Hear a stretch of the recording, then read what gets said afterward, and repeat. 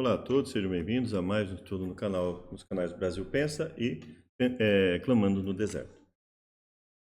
Nesse momento, eu gostaria de conversar sobre alguns assuntos. O primeiro deles é sobre a questão do cristão na política. Nós vivemos, vamos pegar o Brasil aqui, né? Vamos falar do Brasil, que é onde nós vivemos, né? Nós vivemos num país em que nós somos regidos, basicamente, pela ação de três poderes: executivo, legislativo e judiciário. Executivo, nós temos ali prefeitos, governadores, presidente da República. Nós temos a administração pública, né, que também nós estamos sujeitos a muita coisa. Nós temos ali setores públicos, hospitais, temos ali as UPAs e etc., né? Temos escolas públicas. Nós temos o legislativo com vereadores, deputados federais, deputados estaduais, senadores. Nós temos o judiciário com juízes, embargadores, ministros.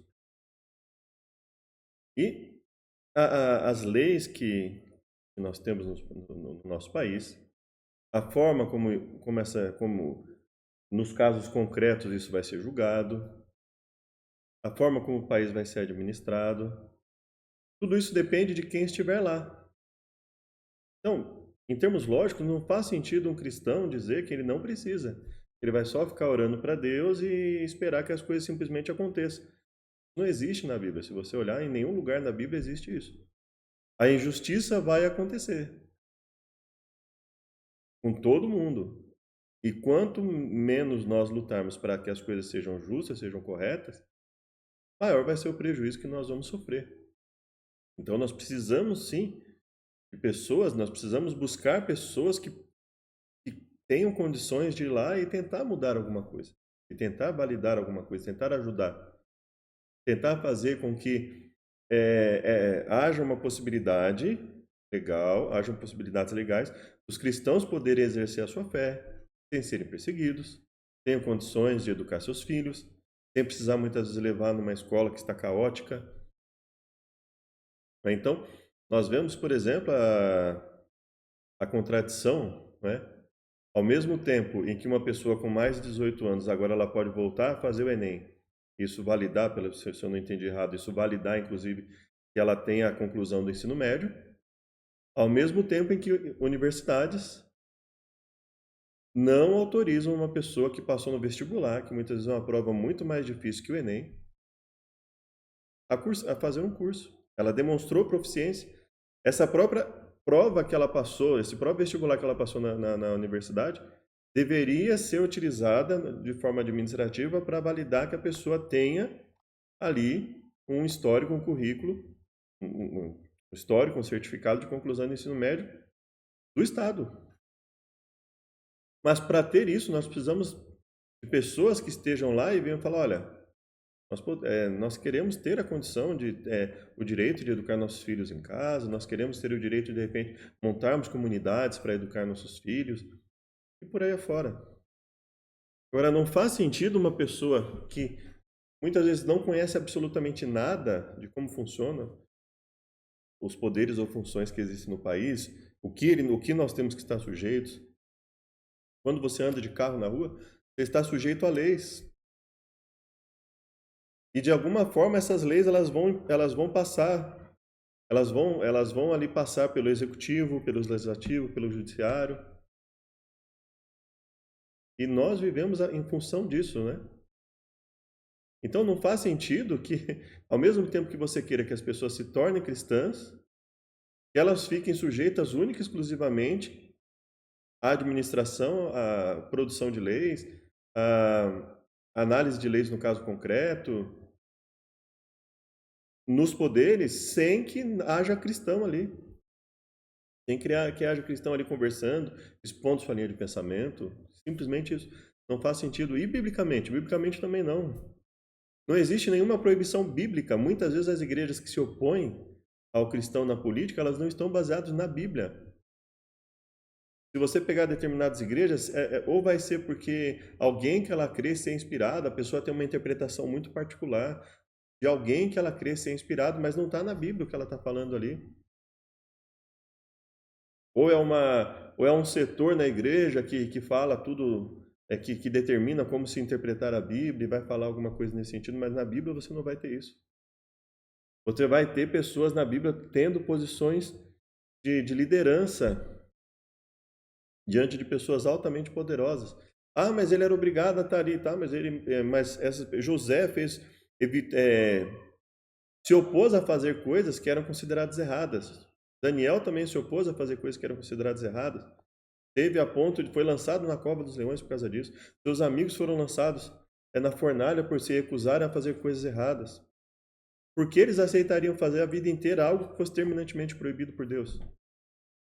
Veja que quando você olha o próprio ensinamento bíblico, isso não faz sentido.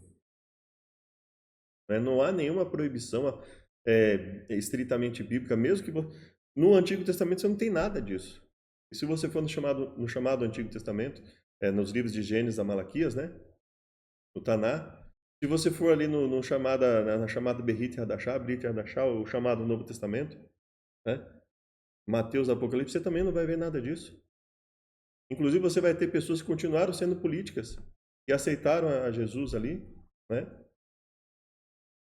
Então veja que essa ideia de que um cristão podendo se voluntariar a um trabalho e tentar entrar ali e tendo um ambiente com cada vez mais pessoas ali que têm um senso moral mais aguçado, apurado, que eles possam melhorar a nossa situação e dizer que essas pessoas não podem participar disso, simplesmente não tem embasamento bíblico e muito menos lógico, né? E aí as pessoas vivem em função disso, quando nós colocamos um filho na escola, nós vemos a reflexão da ideologia de um governo refletida ali na forma de educar de uma escola, seja uma escola de ensino fundamental, médio, universidade, faculdade, seja um curso técnico. Basta você fazer qualquer curso na internet, você vai ver ali a influência de uma ideologia ali sendo levada ou pelo MEC ou por qualquer outra forma, pelas delegacias de ensino. Muitas vezes o reflexo das pessoas que são colocadas, as pessoas que são colocadas ali, elas vão refletir as suas ideologias ali nos conceitos. Então veja, se você tiver pessoas com ideologia anticristã, antibíblica, no sentido de se opor a toda e qualquer coisa que esteja escrita ali, você vai ter um grande problema para viver o cristianismo, para viver a crença na Bíblia, seja uma pessoa que crê só, que seja um judeu, que crê só de Gênesis a Malaquias, e na tradição oral judaica e etc. Mas uma coisa é certa, não faz sentido uma pessoa achar que, por qualquer crença, ela tem que se abster da possibilidade dela melhorar a situação do seu município como vereador, como prefeito, prefeita, do seu estado como um deputada estadual, governador, governadora, juiz, juíza, de um país, né? Presidente, ministro, deputado federal, senador. Não faz sentido você dizer que a pessoa tendo condição de entrar ali, ah, mas tá tudo errado ali. Ué, mas justamente se tudo tiver errado realmente, como a pessoa está dizendo, é mais um motivo para a pessoa querer que pessoas melhores estejam lá e não para dizer que para as pessoas não participarem. Simplesmente isso não faz sentido. E geralmente quem faz isso parece não parar para pensar. Elas precisam da polícia, elas precisam dos hospitais. Elas são obrigadas a levar os filhos na escola. Se não levarem, tem punições, tem restrições para o filho, para a pessoa. Ela não para pensar nisso, que para que isso possa ser realmente discutido de uma forma melhor com a sociedade, é preciso que haja pessoas também do cristianismo lá. Então isso é muito problemático. Um outro problema também que eu vejo, assim, e parece que tem se tornado comum, acho que as pessoas assistem vídeos na internet aí e de repente elas, né, não param para pensar. Você tem que oferecer o mínimo de base para o que você está falando. Um mínimo de base lógica para dizer alguma coisa. Uma pessoa muitas vezes que não tem patrimônio algum, que não constituiu família, que não sabe a dificuldade de você ter que sustentar uma família, de ter um salário mensal, Dizer para as pessoas que você pode trabalhar o dia que você quiser, a hora que você quiser. Como se isso fosse possível, inclusive, em todas as profissões. Você contrataria um pintor para pintar o lado de fora da sua casa que dissesse assim que só trabalha à noite? Você contrataria um enfermeiro, um técnico de enfermagem para trabalhar em home care na sua casa? Se você precisasse dele para cuidar de um parente seu à noite, ele falasse, não, eu só trabalho de dia. É óbvio que você vai contratar quando? Uma pessoa aqui que esteja disposta a trabalhar para você o quê? No momento que você precisa dela. Agora vamos para uma situação pior ainda.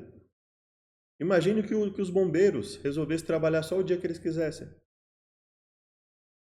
Ah, nós não vamos trabalhar segunda nem terça, nem quarta, só de quinta em diante. Se tiver incêndio segunda, terça e quarta, estamos a ver navios, não temos nada. Imagine se a polícia resolvesse fazer isso. Ó, nós só vamos trabalhar o dia que a gente quiser. O dia que a gente quer trabalhar é só sábado e domingo. Imagine o caos que seria. Com a polícia nós já temos uma dificuldade em conter determinadas coisas. Imagina se os policiais resolvessem fazer isso. Imagine se o setor judiciário resolvesse trabalhar só de segunda e terça. E de repente surge uma necessidade de uma medida protetiva, surge uma necessidade de uma prisão de alguém, autorizada por um juiz, e simplesmente não tem ninguém trabalhando ali. As pessoas muitas vezes elas não fazem ideia do que elas estão falando, elas começam a propor para a sociedade coisas que na maioria das profissões muitas vezes não vai funcionar. Uma coisa, por exemplo, se de repente eu desenvolvo programas de computador, sistemas de informática, etc. E aí eu trabalho por conta própria, eu pego o serviço de uma empresa. Eu falo para a empresa, olha, em um mês eu vou entregar tudo isso para vocês aqui. Só que a empresa fala para mim, eu preciso disso aqui, mesmo que seja parcial, mas eu preciso disso aqui daqui a uma semana, eu preciso disso aqui daqui a 10 dias. Então você vai ter que ajustar e falar, não, ok, então assim, um mês para entregar tudo, mas eu vou entregando parceladamente. Então isso aqui eu entrego daqui a no máximo uma semana, em 10 dias, tal, tal, tal. E isso aqui eu só posso entregar daqui a 30 e você vai negociar. E aí você tem uma semana para fazer o programa, tá ok. Você pode trabalhar de manhã, à tarde, à noite, uma, duas vezes, só que assim, você tem que estar consciente da realidade. Você tem uma semana para fazer aquele trabalho. Então você vai deixar para fazer no sétimo dia, no último dia de entrega para a empresa, esse trabalho? Não me parece coerente, né? Uma pessoa responsável, que principalmente se ela sabe a dificuldade, se é uma coisa assim que vai exigir muito dela, ela vai começar logo no primeiro dia a desenvolver aquilo ali. Para tentar deixar pronto o mais rápido possível para não ter estresse. Uma pessoa que trabalha por conta, muitas vezes, se você trabalha no ramo de venda de marmita, eu vou vender marmita só das 3 às 5 da manhã. Qual a sua chance de ter sucesso? Vendendo só esse horário. Pode até ocorrer, mas é muito pequeno, eu creio eu, porque as pessoas não almoçam nesse horário, né? E também não jantam nesse horário, muitas vezes. Então você vai ter um público muito reduzido ali. Agora, se você falar, sei lá, as pessoas costumam almoçar a partir das 10 horas, então eu vou até as 2, até as 3 horas ali, então eu vou fazer marmita até esse horário. E elas jantam ali das, sei lá, das 6 às 9, então eu vou fazer marmita nesse horário. Veja que você não está determinando o horário que você quer fazer. Você está analisando os melhores horários e está buscando se ajustar àqueles horários, não é? Não são as pessoas que têm que se ajustar a você nesse caso, né? Falou, a partir de hoje, gente, eu só vou vender marmita das 5 às 7 da manhã. E vocês, se quiserem, comprem de mim. O que elas vão fazer? Vou comprar do concorrente que vende no horário que elas precisam. Elas não querem comprar uma marmita às 5 da manhã para chegar na hora de almoçar, tá com a marmita fria, ter que esquentar, né? A maioria quer comer na hora que chega ali, né? Muitas vezes. E as empresas vão competir para isso. Então, muitas das pessoas que têm esse discurso, elas não têm noção da própria realidade que elas vivem, né? Se você for um Uber, você é um Uber, então, eu vou trabalhar o dia que eu quero. Ok, você vai trabalhar o dia que você quer, só que você vai trabalhar, você vai ganhar de acordo com o que você trabalhar, né? Só que se a empresa não tiver a quantidade de Uber suficiente para trabalhar, ela vai dar preferência para quem? Para quem está disposto a trabalhar mais dias. É óbvio, né? E mesmo que você trabalhe só no dia que você quer, você vai fazer o quê? Você vai e você tem lá, e você aceitou uma viagem. Você vai poder falar, ligar para a pessoa, mandar uma mensagem para a pessoa que você aceitou a viagem e falar assim, olha, eu vou almoçar, mas daqui a 1 hora eu vou te buscar aí. Ela vai chamar outra, ela vai cancelar a viagem. Então, a partir do momento que você assume um compromisso, você tem que cumprir aquele compromisso.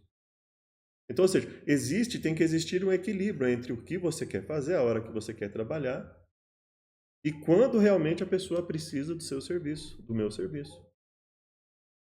Infelizmente, nós temos pessoas muitas vezes que estão dando com pessoas que nunca foram pais e mães, cujos conselhos são péssimos, trazem um tremendo prejuízo para a educação de filhos e filhas, que estão aí na internet dando conselhos, que você não pode fazer nada com seu filho, você não pode dar uma advertência, não pode falar de uma forma mais enérgica, que vai traumatizar, que vai... E aí você vai olhar a forma de educação que essas pessoas estão propondo, e olha a nossa juventude de hoje, como está muitas vezes. Ou seja, as pessoas preferem olhar para uma pessoa que ela está falando porque ela tem uma fama na internet ou porque ela tem uma formação acadêmica e não olham a base do que ela está falando. Mas o oposto também, pessoas que não têm formação alguma. Quando eu digo formação, eu não digo formação no sentido formal da coisa, mas formação profissional. A pessoa não fez uma faculdade daquele assunto, não leu um livro daquele assunto,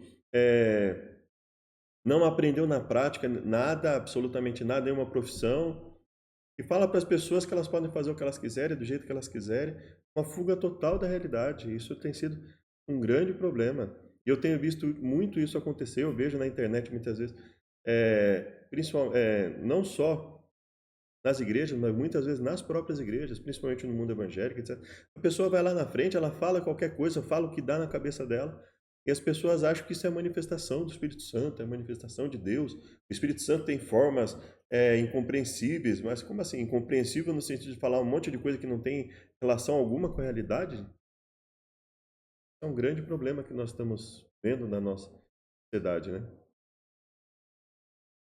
Uma pessoa que não tem independência financeira, dizendo para as pessoas como elas vão ter independência financeira, sem apresentar embasamento algum para ter aquela independência. Quer dizer, além de não ter um referencial prático, os conselhos muitas vezes não são demonstrados, a gente tem que ter um mínimo de cuidado para dar alguma base para o que a gente está falando para as pessoas, né?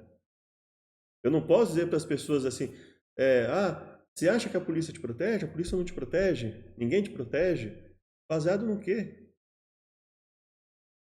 Quantos casos aí que nós vemos constantemente da polícia fazendo um bom trabalho, ou de médicos fazendo... Eu não posso generalizar, não posso dizer porque existem maus médicos que nenhum médico presta, não posso dizer que porque não existem... tem lugares que nem todo policial é bom que nenhum policial presta. Eu não posso dizer que porque... até porque muitas vezes é aquilo que eu tenho. Eu não posso dizer para uma pessoa que não tem dinheiro para pagar um hospital público, particular, perdão, que nada numa UPA, numa Santa Casa presta, que ele nunca... É claro que assim, vai ter momentos que realmente eu já tive esse desprazer de ir em um hospital público e não ter meu problema resolvido, só consegui ter o problema resolvido efetivamente quando eu fui no convênio. Agora, é justamente quando eu olho para essa situação que eu vou dizer assim, poxa, e se nós tivéssemos pessoas mais qualificadas lá para gerir isso, para administrar o dinheiro, para fazer leis, etc. Então, veja, é assim que nós temos que pensar. E se eu conseguir conscientizar as pessoas, né, para que quando elas se tornarem policiais, médicos, enfermeiros, bombeiros, advogados, juízes, pedreiros, mestres de obras, e assim por aí afora, trabalhadores, chapa de caminhão, qualquer coisa que ela vai fazer, para que ela tenha a dedicação que ela está fazendo. Não é muito melhor do que eu simplesmente anular tudo? Então, assim, só que nós, por exemplo, eu como cristão, outras pessoas como cristãs ou não, o fato da gente propor para as pessoas que às vezes é necessário, eu mesmo creio que é necessário, que, por exemplo, que nós tenhamos comunidades em que nós vivamos ali, e de repente nós construamos escolas com uma determinada linha de pensamento, para que mesmo que ela esteja sujeita ali às condições da delegacia de ensino, do MEC, que nós tenhamos ali um ambiente mais propício àquilo que a gente acredita. Mas isso não. Agora, eu estou dentro de um país, eu não vou sair do país. Se acontecer alguma coisa, eu vou ser julgado pelas leis desse país. Eu sou analisado segundo as leis que são estabelecidas pelo legislativo desse país. A administração do setor executivo, as decisões do setor executivo, influenciam na minha vida, mesmo que eu esteja vivendo em uma comunidade separada. Não tem como separar essas coisas, não tem como dissociar essas coisas.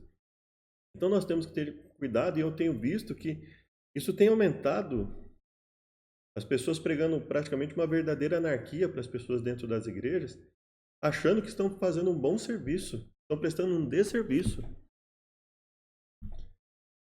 Eu tenho que orientar as pessoas e ajudar as pessoas a se conscientizarem, a tentarem lutar para melhorar a situação. Ah, mas é profecia, mas a coisa vai piorar, mas não quer dizer que ela tem que piorar porque eu não estou fazendo nada. Ela não tem que piorar com a minha ajuda. Então, quando a Bíblia diz que vai haver pioras, etc., no mundo, ela não está dizendo que vai haver pioras porque simplesmente os cristãos vão chegar e cruzar os braços e deixar que a coisa vá do jeito que vai. Não. Pelo contrário, os servos de Deus na Bíblia, muitas vezes vão lutar contra a deterioração de algo, o prejuízo de algo, vão lutar para melhorar as coisas, para melhorar as situações, oferecer alimento aos que são realmente necessitados, buscar uma análise objetiva, criteriosa de quem pode ser ajudado, de quem não pode, como ajudar as pessoas, como ajudar a relação de exploração para que ela possa ser sanada, e assim sucessivamente. E para isso, um dos mecanismos que nós temos é a participação nos poderes executivo, legislativo e judiciário. E também, ou seja, então nós temos duas realidades. Nós vivemos em qualquer lugar que nós formos viver, nós vamos estar sujeitos a essas leis e a esses poderes. Dois, nós não podemos simplesmente achar que vamos ter um trabalho, um serviço, um ofício, e vamos poder simplesmente fazer a hora que eu quero, do jeito que eu quero, o dia que eu quero, sem que haja consequências. Três, eu não posso ensinar para a pessoa que simplesmente porque ela trabalha mais de 2, 3 dias na semana que ela está sendo explorada, tem que haja um elemento objetivo para demonstrar essa exploração. Muitos jovens já não estão querendo trabalhar, não foram orientados a ser disciplinados, a ter disciplina para estudar, trabalhar, ter um compromisso com o horário. Aí eu vou dizer para esses jovens, para esses adolescentes, que se eles quiserem trabalhar 2 vezes na semana, 5 horas no dia, que tá bom, sendo que na maioria das vezes ele não vai conseguir uma renda necessária. Principalmente porque nós vivemos num país em que as pessoas ganham pouco. E por elas ganharem pouco, elas não podem pagar muito por muitos serviços que são prestados. Então, muitas vezes eu vou ter que ganhar na quantidade. Para isso, eu vou precisar de mais dias trabalhados. Todo mundo está na mesma situação. Não vai ter como uma pessoa trabalhar, tirando raras exceções aí, de repente, de um influencer que ganha dinheiro fazendo dancinha, tem milhões de visualizações, ou de um investidor que já tem, de repente, muito dinheiro, de repente faz uma boa operação aí na Bolsa de Valores, em outros investimentos, e ganha uma grande quantidade de dinheiro, mas salvo isso, na maioria na vida real, vamos dizer assim, não no mundo digital, nada disso, no mundo especulativo, de especulação financeira, nada disso. Mas na vida real, em que nós precisamos trabalhar e conseguir as coisas, seja para conseguir dinheiro, seja para conseguir... Muitas vezes eu não vou ter dinheiro, de repente, para pintar minha casa, eu vou ter que eu mesmo pintar. Agora imagine se eu falar, eu vou pintar minha casa, eu só vou trabalhar de segunda-feira, 1 hora por dia. Quanto tempo que eu levaria para pintar minha casa? Então, não adianta ensinar para as pessoas a não terem disciplina, dizer para as pessoas que elas trabalharem, de repente, mais de 4... e se eu quiser trabalhar 12 horas por dia, ótimo, se você conseguir trabalhar, trabalhe. Agora, dependendo do que você trabalha, você vai precisar estar sujeito às condições do lugar. Não adianta eu querer chegar num lugar e falar assim, ó, trabalho das 7 da manhã às 7 da noite aqui, posso? Aí a pessoa fala, olha, eu não posso deixar você aqui sem que haja ninguém, eu só posso deixar alguém aqui das 7 às 5, então no máximo você só pode trabalhar das 7 às 5. Existe uma limitação ali para o tempo que você pode trabalhar ali. Existem profissões em que você tem uma liberdade de trabalhar com uma variação no horário. Mas muitas vezes a própria negociação com o cliente vai exigir de você um trabalho com mais disciplina, em mais dias da semana. Vai ser muito difícil alguém na vida real trabalhar 1 ou 2 dias da semana só. Mas e se ela conseguir? Se ela conseguir quem? Qual é o percentual de pessoas que realmente pode trabalhar 1 ou 2 dias na semana e se sustentar com isso? Como é que eu vou chegar num grupo de pessoas e dizer que isso é uma solução para a vida dela? E aí, vamos falar da educação, né?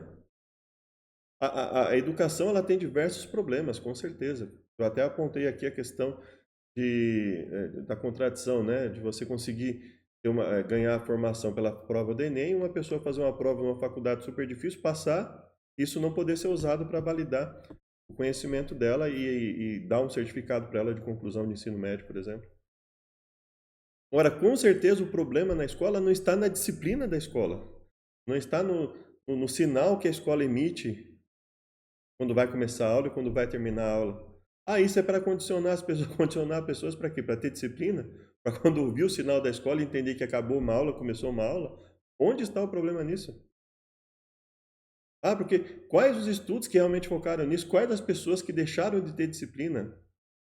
Quantas pessoas que você conhece que estudaram em escola com sinal ali e que se tornaram indisciplinadas, se tornaram meros escravos de outras pessoas que cumprem regras? Não existe isso. Qual a relação? Qual a demonstração que as pessoas fazem com essas afirmações? Isso é basicamente ensinar anarquia. E parece que esse discurso está aumentando. Eu não sei se você já viu isso, mas eu passei por isso recentemente. Assim, a gente vê isso muitas vezes, igrejas evangélicas que as pessoas vão pregar, não tem disciplina alguma com o que vão falar, é uma gritaria, não tem disciplina para pegar a Bíblia e fazer um estudo objetivo, pega um monte de parte isolada da Bíblia. E se você já estudou a Bíblia, você sabe que você pode ensinar qualquer coisa. A coisa mais absurda possível que seja, você pode ensinar se você reunir versos isolados da Bíblia. E tem pessoas que trabalham pior ainda com palavras, pegam uma palavra isolada num texto, pegam uma palavra isolada no outro texto, faz uma ligação que não tem base alguma dentro do texto ali, está ficando uma situação difícil. Porque as coisas mais absurdas que nós possamos imaginar está surgindo muitas vezes dentro das igrejas, nos púlpitos das igrejas, nas associações de moradores, nos discursos feitos por pessoas na escola, ou em determinados poderes, ou seja lá onde for, porque as pessoas não se preocupam mais em embasar o que elas estão falando, elas acham que falar frases de efeito, elas não têm uma condição, muitas vezes, lógica de fazer uma associação adequada das coisas, elas fazem associações da forma mais aleatória, prejudicial possível. Eu estou falando da Bíblia, mas de qualquer coisa, de qualquer livro, de qualquer informação que elas leiam, muitas vezes a dificuldade em se associar o que o texto realmente está dizendo, o significado real do texto, com o que ela acha que é. Então, está uma situação muito difícil. E aí as pessoas pregam os maiores absurdos. E dizem que a Bíblia fala contra um cristão se envolver com os poderes executivo, legislativo e judiciário, e taxam tudo de, isso é político, isso é corrupto, que não sei o quê. Quando deveria ser justamente o contrário. Gente, o que a gente faz? A gente depende disso, a gente precisa dessas leis, a gente vive em função delas. Não é melhor que a gente busque pessoas que tenham algum compromisso com a moral, com a ética lá dentro? E se essas pessoas forem cristãs, também não é bom, porque a gente sabe qual é o potencial benéfico que o cristianismo pode ter, de pessoas ali sensatas, que têm uma interpretação do texto adequada, que busquem pelo menos ter uma interpretação do texto baseado no maior contexto possível. Não é melhor isso para as pessoas? Então, assim, a gente tem sido uma dificuldade muito grande, né? Pessoas que não têm habilitação nenhuma no que estão falando, a habilitação que eu digo é conhecimento, oferecer um embasamento sólido do que elas estão falando. Elas falam de coisas que vêm na cabeça e vão falando e acham que estão fazendo um grande serviço para a sociedade. E, infelizmente, assim, a gente tem visto. Eu participo de uma igreja que, basicamente, a igreja que eu digo, um grupo religioso, que preza muito pelo estudo da Bíblia. Mas mesmo dentro desse grupo religioso, muitas vezes a gente vê uma dificuldade muito grande em fazer uma coisa simples. E, ao invés de pegar só um verso isolado do texto ali, tentar explicar o capítulo, ou vendo que o capítulo não é suficiente, ver o que está em volta, outras partes. Parece que as pessoas não querem se dar mais a esse trabalho. Elas querem empurrar a goela abaixo das pessoas, que o que elas pensam, a forma como elas enxergam as coisas, é a forma que as coisas são. Porque cada um tem uma maturidade espiritual e eu posso exigir de cada um, e a pessoa está 10, 20 anos na igreja e a pessoa vindo com esse discurso que, ela está 20 anos na igreja, mas ela não tem a mesma maturidade espiritual que o outro, então assim, de repente, e a pessoa tendo um monte de atitudes ali prejudiciais, e a pessoa muitas vezes ela fala essas coisas e ela não tem embasamento bíblico algum. E aí você vai pedir um embasamento bíblico, não, eu vou mostrar para você na Bíblia. E ela pega um monte de versos isolados, ó, tá vendo esse verso aqui? Tá vendo esse outro verso aqui? Aí você faz o simples trabalho com essa pessoa de ler o contexto, mostra para ela que não está dizendo o texto, não está dizendo aquilo, e ela continua com esse mesmo pensamento. E aí assim, e se ela faz isso com a Bíblia, provavelmente ela faz isso com outros livros também. Imagina essa pessoa de repente lendo um livro de filosofia, de matemática, lendo um manual para montar alguma coisa. Se essa pessoa usar o mesmo critério que ela usa para ler a Bíblia, você acha que ela vai ter sucesso em alguma coisa? Você acha que ela vai ser, você acha que ela vai conseguir ser uma pessoa alfabetizada, funcionalmente alfabetizada? Ou será que ela vai ser mais um analfabeto funcional? Uma analfabeta funcional? Então isso é um grande problema que a gente vive. Eu espero que a gente consiga se livrar disso, né? E é interessante que as pessoas que se dizem cristãs, em que teoricamente a Bíblia seria o livro mais importante para elas, é justamente o livro que elas têm menos cuidado para interpretar. E eu tenho batido muito nessa tecla. Qual é a chance de você interpretar qualquer livro corretamente? Qual é a chance de você pegar qualquer livro? Experimente pegar qualquer livro.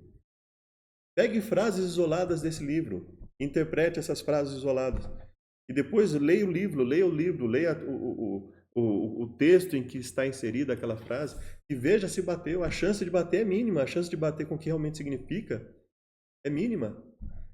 E as pessoas muitas vezes elas não só pegam frases isoladas da Bíblia, mas muitas vezes ela pega uma palavra isolada, compara com outro lugar, outro texto em que tem uma frase ou uma palavra isolada fazem junções assim. Qual é a chance disso dar certo? Nenhuma. Eu digo nenhuma porque se você olhar a maioria das interpretações baseadas nisso, você vai ver que não estão baseadas. Quando você vai olhar o texto, não é isso que o texto está dizendo. Até mesmo eu tenho feito aqui, muitas vezes no canal, mostrado como muitas vezes até falas que estão ali dizendo nas próprias escrituras.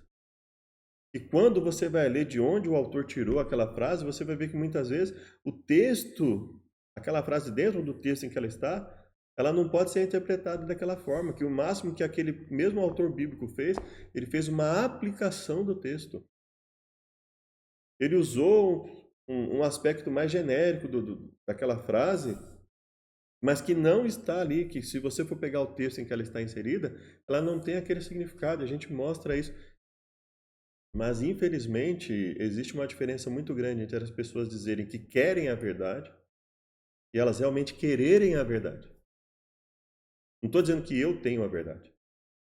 Eu estou dizendo que eu quero a verdade. E por eu querer a verdade, quando eu vou ler qualquer coisa, se eu vou ler um livro sobre direito, sobre política, sobre economia, eu vou querer entender o que está escrito ali. Eu não consigo entender um livro de qualquer coisa pegando frases isoladas daquele livro.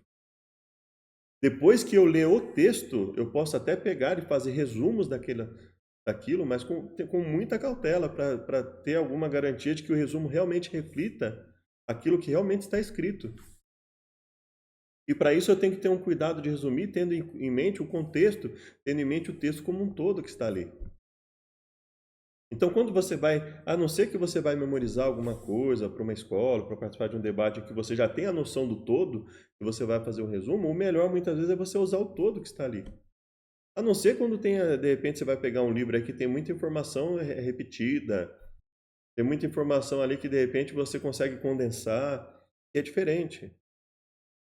Agora, principalmente quando você está falando de um livro que tem uma relevância espiritual para milhões de pessoas no nosso país e mais de 1 bilhão de pessoas no mundo, você tem que ter o mínimo de cuidado de quando você for retratar esse livro, você partir do texto para a crença. Então, por exemplo, se eu vou pegar a Bíblia, eu vou ler o texto e baseado no que está no texto, na possibilidade de interpretação do que está no texto, eu vou formar uma crença. E não pegar uma crença pré-determinada e forçar o texto a dizer o que eu estou querendo. Isso é muito difícil. Isso é muito complicado, porque às vezes é difícil você coisas básicas, coisas simples que eu particularmente entendo que as pessoas assim, elas têm plena condição de enxergar isso. Assim, até mesmo para um cristão, quando ele lê, eu não consigo enxergar um cristão pegando versos isolados da Bíblia. Então ele vai montar um estudo. Ele pega 5, 10 versos isolados. Um verso isolado de Gênesis, um de Êxodo, um de Levítico, um de Romanos, um de Atos. E acha que ele montou uma boa pregação. E ela acha que montou uma boa pregação, pegando um monte de versos isolados.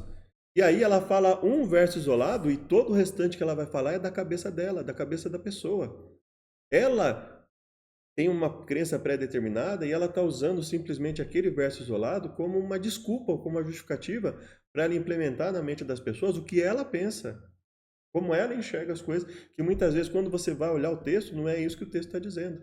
Quando você vai olhar aquele verso dentro do que está escrito ali, você vai ver que não é. Quer ver um exemplo muito clássico, falando em termos de Bíblia? Nenhuma condenação há para os que estão em Cristo Jesus, né? E aí as pessoas, tá vendo? Não tem nenhuma condenação. O acusador é Satanás. Então não tem mais condenação. Então a pessoa pode fazer tudo de errado que não tem problema. E aí você vai, não, é isso que o texto está dizendo? O texto não está dizendo assim que não tem condenação os que não vivem na carne e segundo o Espírito? E será que parece que não é o mesmo autor que diz isso, que diz também que viver no Espírito é fazer a vontade de Deus? E viver na carne contra a vontade de Deus? Então, não há nenhuma condenação para os que estão em Cristo Jesus, porque eles estão buscando fazer a vontade de Deus, e naquilo que eles não fazem, eles pedem perdão. Será que essa não é a interpretação mais coerente? Mas para isso eu preciso do contexto. Eu não posso pegar o texto isolado. E eu não consigo enxergar uma pessoa que diz crer, mesmo aquela que diga que crê, porque tem pessoas que creem só no Antigo Testamento, por exemplo. Não é? Agora, mesmo as pessoas que creem no chamado, eu vou usar o termo antigo aqui, o Taná, né?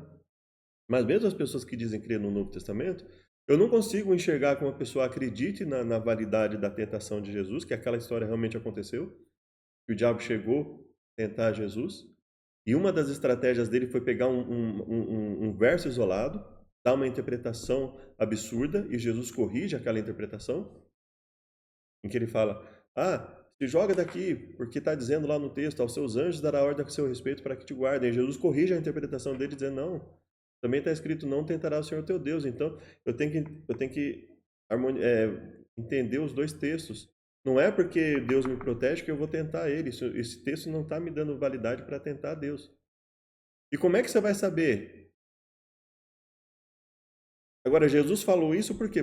Provavelmente porque ele sabia o contexto em que essa frase estava inserida. Porque se tivesse inserida dentro do contexto de tentar Deus, Satanás teria rebatido. Não, mas ó, não está. Os dois sabiam o contexto que eles estavam falando. Agora, como é que você vai interpretar? Como é que você vai pegar uma frase isolada da Bíblia, né? Você pega lá até, existe uma brincadeira, né? Fala assim, Judas se enforcou. Uma parte da Bíblia, você pega só essa frase isolada.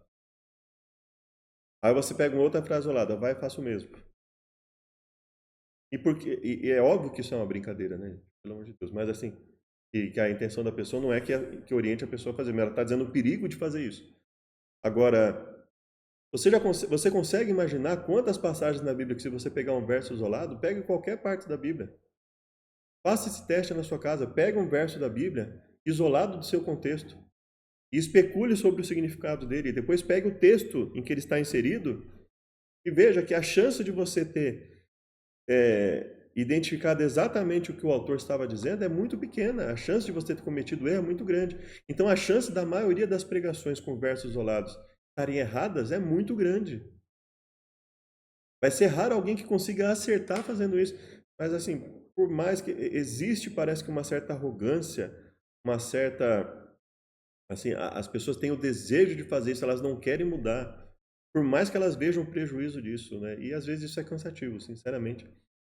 É muito cansativo. Às vezes é melhor. Eu penso que às vezes eu olho para uma pessoa. Eu não estou dizendo que o desigrejado no sentido de ele não se reunir com ninguém. Nem mesmo de Gênesis a Malaquias a Bíblia ensina isso, que eu tenho que ficar isolado. Existem alguns momentos, sim, que os profetas tiveram que ficar isolados, até para preservar sua própria vida, né? Mas, via de regra, eles são chamados para ir até as pessoas e pregar e evangelizar e, ao mesmo tempo, se prepararem de forma isolada. para não conviverem com aquele conjunto de erros o tempo inteiro perto dele e estando tentado a fazer o que é errado também, né? Então é interessante equilibrarmos as coisas. A necessidade de se ter uma comunidade que faça realmente uma coisa mais focada, e a necessidade de agir e buscar pessoas que tenham o pensamento igual, semelhante ou parecido com o seu, com o meu, e nos reunirmos com ela. O próprio cristianismo é assim, né? Não existe cristianismo de ilha, né? Ah, eu sou a igreja. Não, você não é a igreja. Eu não sou a igreja. Sou membro da igreja. Você é um membro da igreja de Cristo, vamos dizer assim, seja ela formal ou não, né? Então, eu sou contra o desigrejado no sentido assim de dizer que, vou ficar isolado no meu canto, não, mas assim, mas muitas vezes no sentido de que, às vezes, procurar pessoas que realmente estejam interessadas em interpretar, em tentar interpretar a Bíblia do jeito certo, que é o quê? Dentro do contexto, é muito difícil. Eu falo isso da minha experiência na Igreja Adventista do Sétimo Dia. Quando eu entrei na Igreja Adventista do Sétimo Dia, né, que as pessoas elas se demoravam na leitura do texto, né, pelo menos os grupos que eu fiz parte no começo, quando eu entrei na igreja, demoravam na leitura do texto. Eu participei de debates em que a gente lia o texto, o contexto e discutia ali, em que eu ia debater com o Testemunho de Jeová, e a gente conversava ali, às vezes por horas, dentro do texto, do contexto, e a gente acabava aprendendo junto, inclusive. E aí, de repente, você vê pessoas, e você fala isso na igreja, você fala uma, você fala duas, você fala 200 vezes para a pessoa, você mostra para a pessoa que o que ela está fazendo é errado, aí na semana seguinte ela faz a mesma coisa, aí você vai ver na outra semana, aí vai a pessoa que vai pregar, e tá lá ouvindo, você mostrando que está errado, e a pessoa prega da mesma forma. E depois ela vai montar outra pregação, ela vai fazer do mesmo jeito. E ela vai pegar um material com a última. Quem teve acesso aí à última semana de oração aí do Ministério da Mulher viu. Trocentos passagens isoladas ali, trocentas frases de efeito ali, nenhum estudo assim dentro do contexto bíblico. Às vezes a própria lição de escola sabatina, e também eu já vi lição da escola dominical, mesma coisa. Vai lá, faz uma pergunta, pega um verso isolado da Bíblia, faz a pergunta para a pessoa responder. E muitas vezes você vai ver o comentário da lição a respeito daquela passagem bíblica. Não está de acordo quando você vai pegar o texto dentro do seu contexto. O texto não está ensinando aquilo, quer dizer, a pessoa pegou aquele verso isolado só como uma justificativa para ela dizer o que ela quis dizer ali naquela lição, naquela reflexão, naquela semana de oração. Então está muito difícil. Então, assim, eu não estou dizendo que a melhor forma é o ser desigrejado, não, de forma alguma. Eu acho que é importante as pessoas se reunirem. No entanto, está cada vez mais difícil se reunir em igrejas formais, tendo em mente que as pessoas que participam de igrejas formais, elas colocaram na cabeça dela que o jeito que elas fazem as coisas, de usar pregações de forma isolada, de falar coisas sem demonstrar o que elas estão falando lá no púlpito, sabe? De às vezes fazer afirmações, usar frases de efeito e acha que que ela está abafando, entendeu? Isso está se tornando constante e é independente de idade. Sabe, eu entendo isso, por exemplo, de adolescentes, 13, 14, 15, ou jovens ali, 18, 20 anos, estejam ali num processo ali de desenvolvimento. Aí você tem pessoas que muitas vezes nasceram na igreja ou entraram na igreja muito cedo, tá na casa dos 30, 40 anos, e tá com esse papo ainda de maturidade espiritual na igreja, entendeu? E usa isso como justificativa para fazer pregações assim, as mais absurdas. Então, está muito difícil. Tá muito difícil. E quando você vai mesmo muitas vezes em igrejas evangélicas, se você olha a diferença de um debate na internet entre pessoas que estudam a Bíblia, o quanto ele se atém aos detalhes do contexto bíblico para justificar suas posições, com as pregações que são feitas nas igrejas em que a pessoa pega lá, João 3,16, e muitas vezes faz uma pregação em cima disso. Quer dizer, pega o texto, não analisa o contexto, quer dizer, basicamente o que essa pessoa está fazendo? Ela está pegando o texto só como uma desculpa para ela falar o que está na cabeça dela. Eu vou pegar, sei lá, Efésios 2, 8 e 9, e vou fazer um ensino baseado nisso. E aí ela vai falar o que está na cabeça dela. E assim sucessivamente. Ah, não, então eu vou fazer o seguinte, como eu preciso pegar um pouco aqui, um pouco ali, né? Então eu vou pegar um verso isolado aqui de Gênesis, um verso isolado de Êxodo, um verso isolado de Romanos. Então eu vou fazer um estudo com 10 versos isolados. Continua sendo um estudo com versos isolados. Você não está analisando o texto de nenhum. Não era muito melhor pegar, de repente, 2, 3 textos só e analisar o contexto deles e falar, ó, pelo contexto aqui, a princípio é isso. E de repente, se você vê que precisa de mais passagens, você colocar mais passagens. E fazer um estudo mais focado dentro da igreja. E de repente você olhar para aquele texto e falar assim, olha, com uma pregação só eu não consigo falar desse assunto. E de repente conversar com o líder da igreja, olha, eu posso falar desse assunto, por exemplo, 2 sábados seguidos, 2 domingos seguidos, em vez de falar, ao invés de falar esse assunto numa pregação, eu creio que é melhor falar esse assunto numa vigília. Mas infelizmente, né, as pessoas elas olham isso, né? Eu tenho comentado muito isso. Você interpreta o que você interpreta com versos isolados? Você confiaria no eletricista? E você pergunta, você fez o curso de eletricista, tal? Ah, sim, eu fiz assim. Como é que você fez? Ah, eu olhei essa frase aqui de como instalar, fazer uma instalação elétrica. Ah, eu peguei aqui a apostila, eu peguei essa frase, essa outra frase, essa outra. Você já testou para ver se funciona? Não, nunca testei. Você tem certeza que essa frase que você pegou aqui reflete o ensinamento completo da apostila? Você não vê ninguém fazendo isso. Pelo menos ninguém em sã consciência vai fazer um curso para ser um eletricista, um encanador, um mecânico, e vai fazer isso, e vai pegar uma frase isolada da apostila aqui, outra ali, e vai querer montar arrumar um carro baseado nisso. Mas com a Bíblia as pessoas se sentem totalmente à vontade para fazer isso. Então é um grande problema, quer dizer, nós temos uma fuga da realidade, fático dos fatos, nós temos uma fuga da realidade dos textos. Infelizmente isso não está se refletindo só na Bíblia. As pessoas, como elas não têm o hábito de ler, como nós brasileiros, por exemplo, nós não temos o hábito de ler. Então, quando a gente lê, a chance muitas vezes de a gente não entender realmente o que está no texto, muitas vezes é grande. A gente não tem o hábito de ler, a gente não tem o hábito de contextualizar. Às vezes a gente quer uma coisa muito rápida, né? Uma solução muito rápida. Vem uma informação na internet, a gente já sai divulgando, não analisa se aquilo tem procedência. Isso se reflete no nosso estudo dentro da igreja também. Então, eu estou colocando a questão de igreja, mas estou dizendo com relação a qualquer texto, a qualquer realidade, né? Daquilo que eu coloquei no começo. Isso está porque uma pessoa que não tem o hábito de analisar a realidade do que ela vive, do que as pessoas vivem, de como funcionam as coisas antes dela emitir um parecer sobre alguma coisa, basicamente ela não vai fazer sobre nada. Então ela vai sair ensinando a igreja que cristão não tem que se envolver em política. Por quê? Está na Bíblia? Não, porque é da cabeça dela, porque quem é adventista, porque acha que Ellen White ensinou isso, entendeu? Ah, mas se a Bíblia estiver dizendo o contrário, você vai preferir dar ouvido para quem está dizendo que Ellen White ensinou isso, a dar razão porque a própria Bíblia, porque a própria realidade está mostrando para você? Então, veja, é muito difícil. E a pessoa, geralmente, ela vai falar assim, você pode trabalhar o dia que você quiser, a hora que você quiser, do jeito que você quiser. Você não precisa se comprometer com isso, com aquilo. E muitas vezes isso não vai ter base na realidade. E nós estamos tendo muitos problemas. Olha as ideologias que estão surgindo no mundo porque as pessoas não querem encarar a realidade, as limitações humanas, que a nossa anatomia é diferente da anatomia de um animal. Então eu não posso querer andar como um cavalo, como um cachorro, sabe? É, como um quadrúpede. Eu não tenho asas, eu não tenho a composição de um gorila, então eu não posso sair por aí achando que eu vou de repente pegar um cipó e fazer como um Tarzan de uma árvore para outra. E assim, as pessoas parece que elas estão, sabe?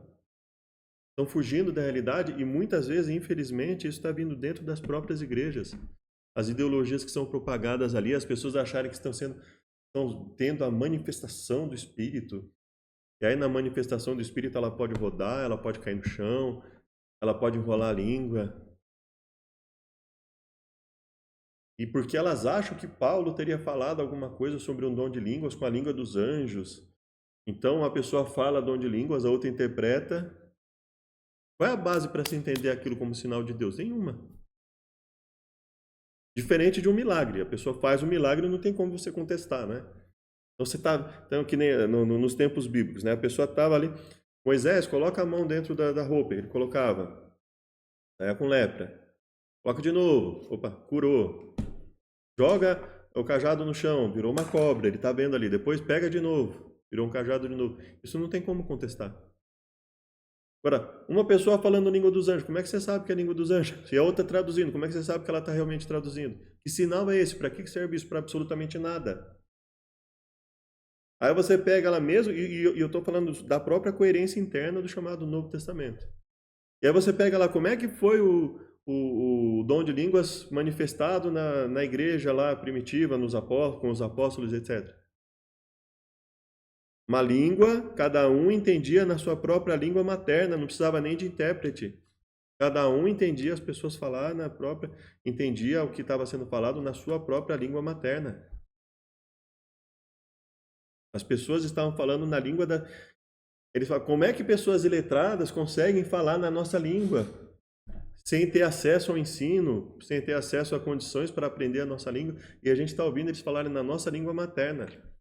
Isso é um sinal claro, a pessoa não tem como falar... Eu sei que essas pessoas elas não aprenderam, elas não tiveram condição de aprender a nossa língua. Como é que elas estão falando aqui na nossa língua materna? É isso que é um sinal. Só que para isso eu tenho que analisar o contexto bíblico. E aí as pessoas tentam desenvolver uma teologia para justificar a língua dos anjos, uma língua incompreensível. E aí, teoricamente, Paulo teria ali falado de uma pessoa que está falando em língua que as pessoas não entendem. É óbvio. É óbvio que aquilo não é o dom de línguas manifestado ali com os apóstolos. É óbvio que aquilo não serve de sinal para a igreja. Que sinal que serve? Uma pessoa que está falando numa língua lá, mas uma língua dentro das línguas existentes. Agora, qual é a utilidade de alguém dizer que fala a língua dos anjos? Como é que eu vou verificar esse sinal? Simplesmente não existe como verificar esse sinal.